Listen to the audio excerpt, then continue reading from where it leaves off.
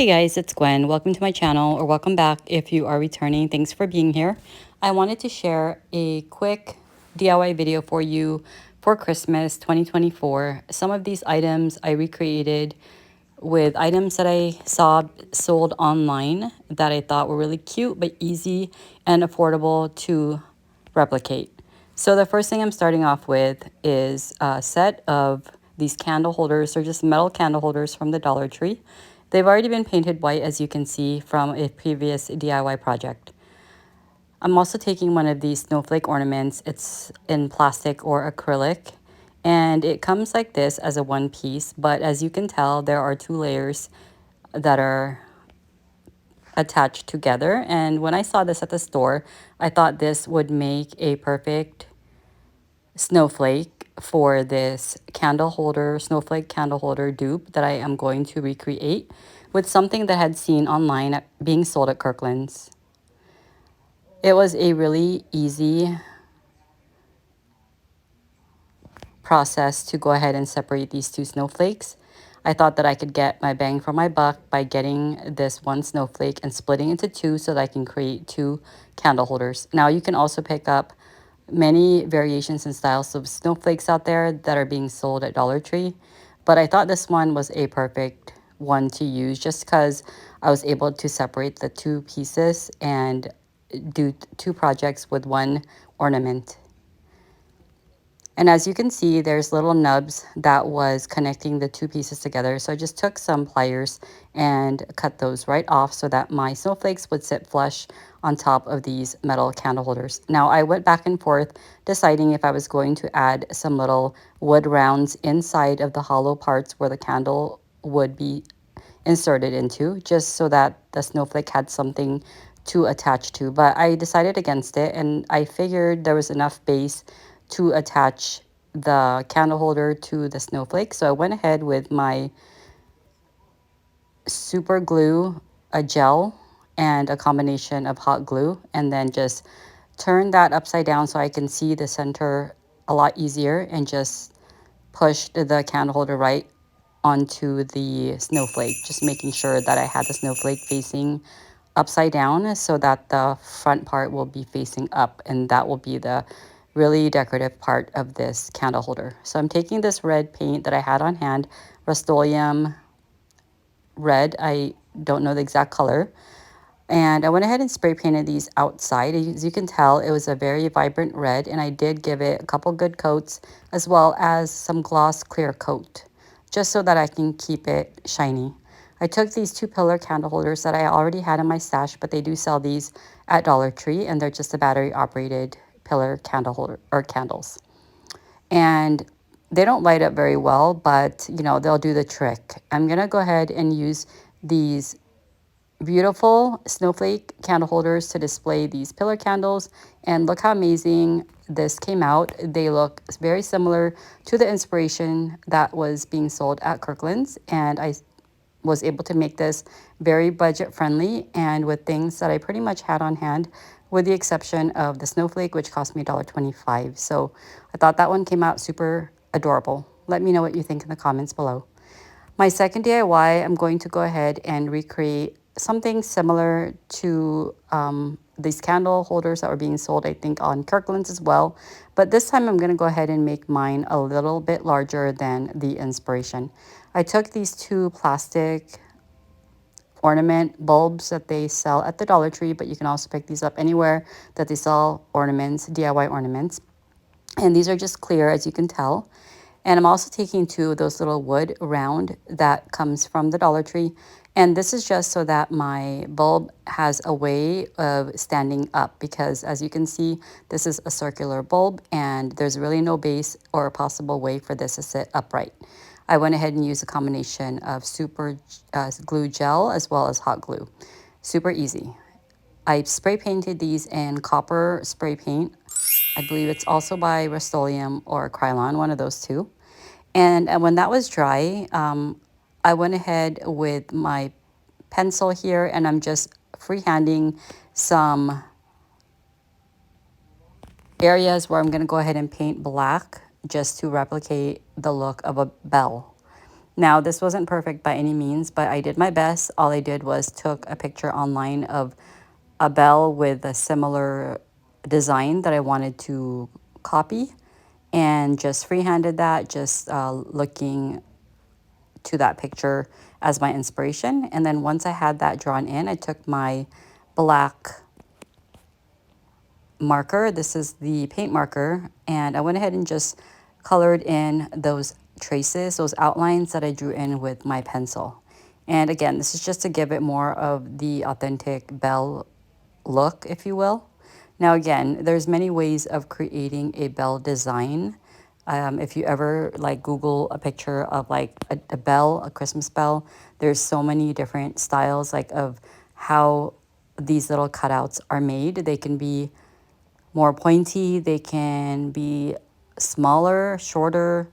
There's just so many ways, but I was trying to make it so that it was balanced with the size of this ornament, because obviously if I made it too short, then you might not see it as much. So I wanted to, make it just the right size, in contrast to the size of this ornament here, which is going to essentially be a candle holder. And I really like the end result of this. I wasn't really sure if it was going to work out. Like I said, the inspiration picture, which I will be inserting, it was on the smaller scale, very small if I have to say so myself. I was going to replicate a much smaller version than this, but I wanted to give it a try by using these plastic ornaments, because why not? I had these on hand already, and it's a great way of just repurposing something that you might already have in your stash, especially, if you have any extras out there that you were not able to use. This is a great project just to go ahead and try out. I took some of my rub and buff, both in the colors antique gold and Spanish copper, and I went in with each of those colors one layer at a time and just spread that with my foam brush and then buffed it out with a piece of napkin. And then I layered on the second color, which is the Spanish copper. And I really like the combination of those two colors, because the Spanish copper deepens up the color of that gold, just sort of making it look more of a bronzy brass color. And once that part was done, I did have to add some weight to this. So I figured, why not use some rice that I had in my stash that I wasn't using. And I filled the inner cavity of these ornaments with the rice, just to again give it some weight, because these are hollow ornaments and they would not be able to withstand the weight of like the candle once I added it to the little candle holder. So it was either add some beans in here or add some rice, and I had some rice on hand. So I went ahead and used a funnel just to make it easier to pour into that cavity. And that was pretty much it. It really did the trick and really made this more balanced and more weighted so that it can actually hold that candle up and stand up properly. I decided to add a piece of this faux leather ribbon. This is from the Dollar Tree, just to finish off that rough edge at the top where you normally would add the little cap to the ornament. And since I wasn't using the cap, I wanted to finish that off with something that was going to coordinate with the rest of this candle holder, and that piece of ribbon did the trick. And I'm just going to go ahead and repeat the same steps as I did with the first onto the second candle. I went ahead and did the painting of the second bell off camera. I'm not going to go ahead and share the same steps because it would be repetitive. Everything is pretty much the same. I freehanded the bell design, then took my not Sharpie, I took my paint marker and then went ahead and drew in those sections, the little cutouts, if you will, for the bell. And then that pretty much did the trick. I mean, these came out super adorable. Luckily, I had these small candles already in my stash. And I did forget to mention, in order for these candles to sit into that hole without it falling all the way in, because the candle was thinner than that hole, I had to add some glue dots to the inner rim of these candle holders. It took about 3 of them just to stick inside, and it created a little bit of buffer, and it allowed my candles to sit upright and sit without falling in. And I really love the outcome. I hope you guys like it too. Please let me know what you think down below. Moving right along to project number 3, this one, it was a super easy DIY. All I did was went to my computer and searched up vintage stamps on Google Images, and then I was able to find these really pretty vintage stamps and printed it on some cardstock so that it would be a little bit more substantial, a little bit thicker paper than just regular copy paper. I cut all of the stamps piece by piece, just separating all the pieces. And what I'm essentially going to make here is a decor. It could be freestanding, it could be tabletop or wall decor. But before moving on to the next step, I first added some distressing using my distress ink. This is just an ink pad by Ranger. And I believe this is the color Vintage Photo, and I like the effect this gives because it makes any project that you do look more aged and vintage. So I just ran the ink pad along the edges and then a little bit lightly on top going across. And my idea here was just to make some sort of a wall decor, or like I said, tabletop decor, making sort of like a specimen artwork, if you will. All I'm doing here is just arranging all of these stamps across the glass, and I went back and forth whether I was going to add this to the back side of this glass or if I was going to adhere it to the front side of the glass.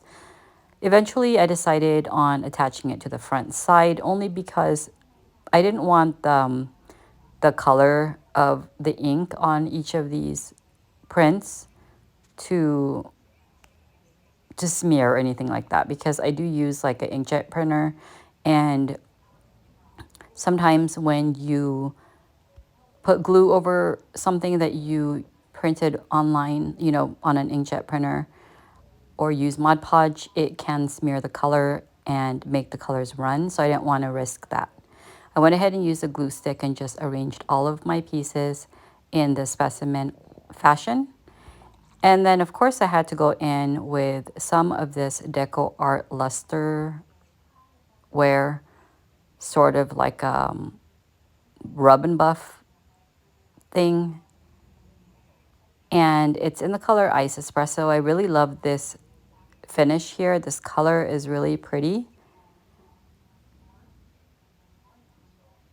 And it totally transforms the look of this frame instantly just by adding it. I went from that silver sort of faux mercury look to this bronzy brass looking frame, and I think it coordinates well with the stamps, with the whole vintage vibe, and it looks great with those candle holders from my previous project. So I hope you guys like that one.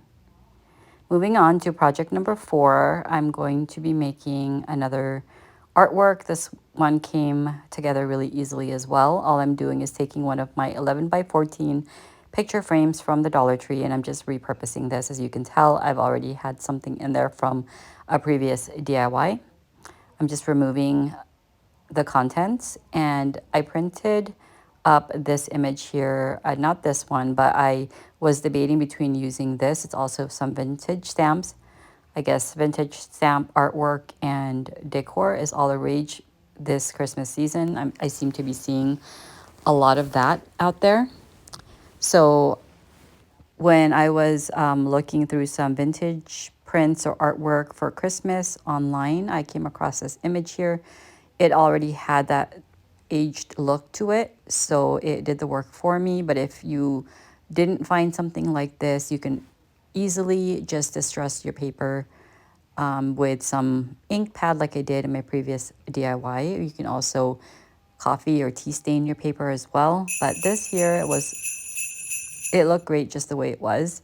And again, I was just trying to create a floating frame effect. So without using the backing of this frame, I'm just gonna go ahead and attach this artwork to this glass using some glue dots. Now I wasn't sure if this was going to work or look okay because the glue dots are visible from the front, and that's why I had to keep checking to see how visible it was, if it was going to be something that was too obvious or something that's going to bother me. But you know, it wasn't bad at all, and it's just going to be for my house anyway, so I'm not being picky here.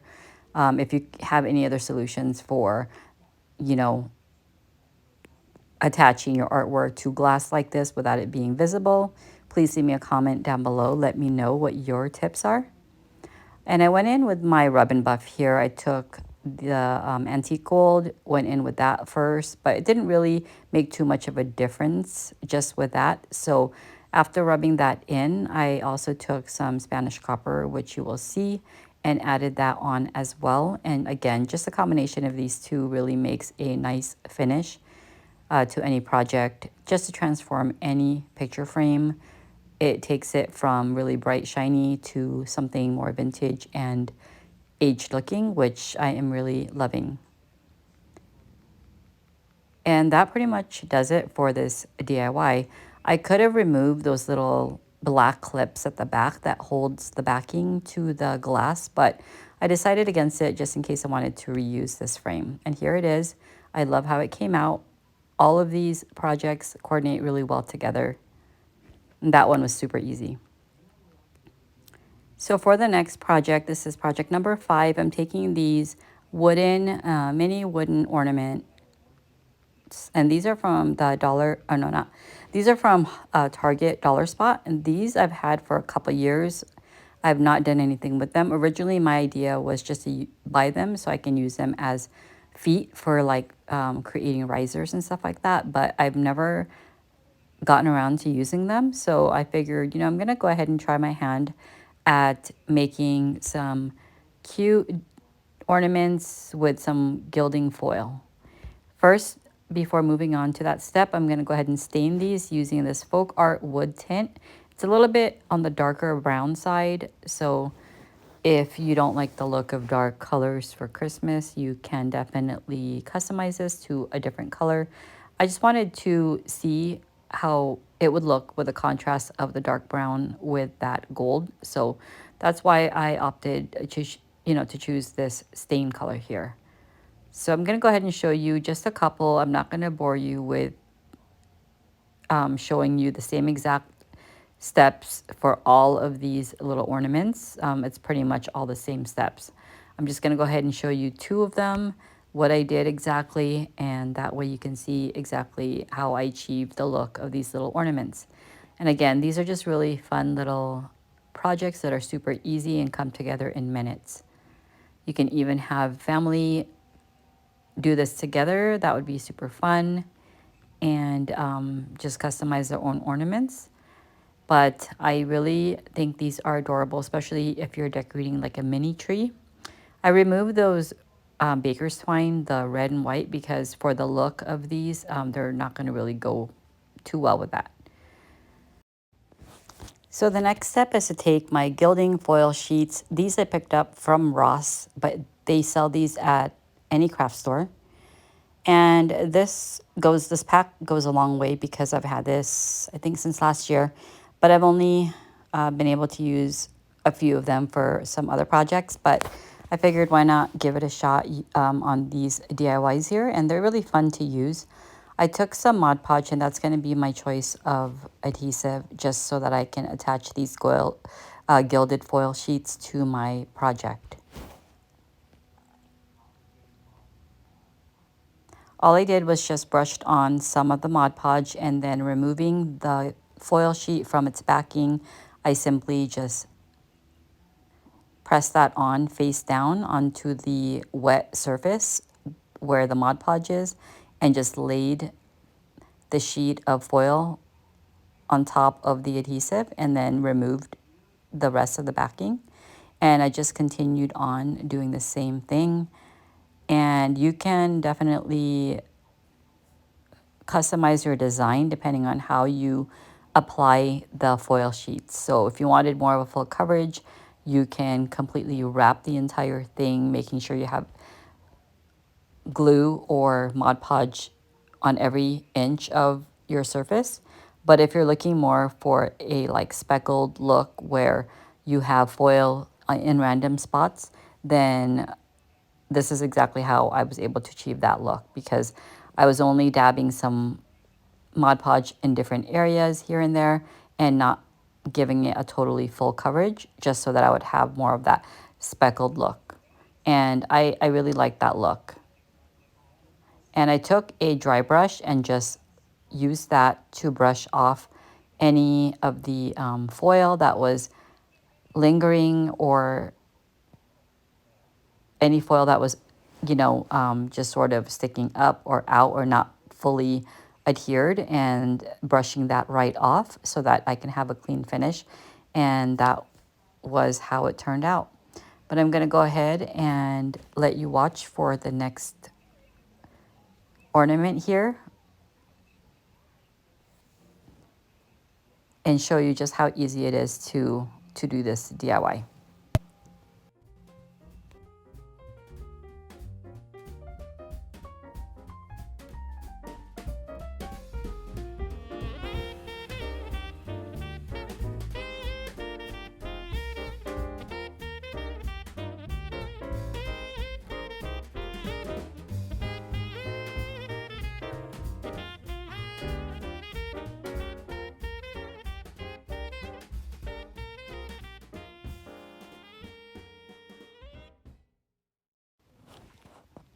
Okay, now that that part was done, I didn't add any ribbon or anything yet to those. I'll do that later on. I'm going to move on to the next wooden ornaments here. These are more of like a light bulb shape. And I'm going to color or paint these ones a lighter color just for contrast and to see the difference in using those foil sheets over something lighter as opposed to the darker paint. I'm taking this Dixie Belle color in champagne pink, and I'm just going to go ahead and paint these up. And then once it's, well, actually, when the paint is a little damp, it doesn't matter. It doesn't have to be dry. I'm going to add some Mod Podge to it and repeat the same steps, just adding some of that the gilding foil sheets over top each of these, and essentially achieving similar look to the brown ones, but only difference is that these are lighter and they're pink and gold. And I like the looks of these as well. As you can tell, it's just a very pale pink. It almost looks white on camera, but in real life, it's actually a really pale pink.